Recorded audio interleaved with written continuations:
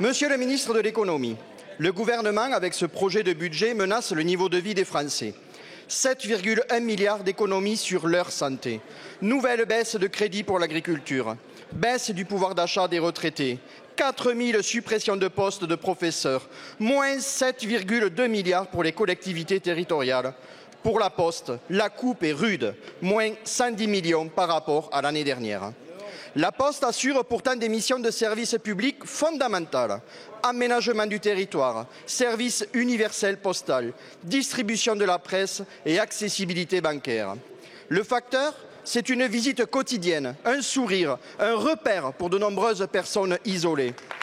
Une agence postale, c'est de l'aide administrative, un contact humain au milieu du tout numérique. Ces coupes vont accélérer la dégradation des conditions de travail des agents de la Poste avec plus de planning intenable, du guichet le matin et des tournées surchargées l'après-midi.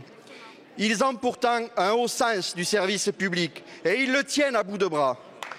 Elles vont aussi dégrader le service rendu avec plus de retard de livraison de courrier ou de colis, une perte de lien social, plus d'agences à mi-temps et le journal du jour reçu en soirée selon les tournées.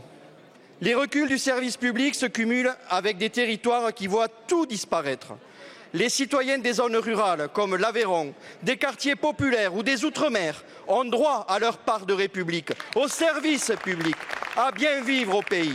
Alors, Monsieur le ministre, répondez-moi franchement. Avec toutes ces coupes programmées, combien d'agences postales vont fermer et qui allez-vous laisser de côté ?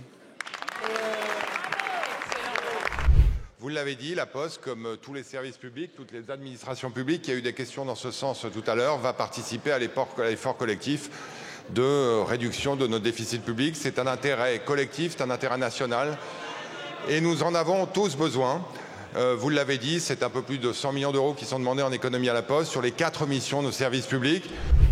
Monsieur le ministre, vous êtes totalement hors sol, mais alors totalement. Moi, je vous parle de la vraie vie. Vous préférez décider loin du terrain? Alors au moins, ne pourrissez pas la vie de ceux qui y vivent et qui y travaillent.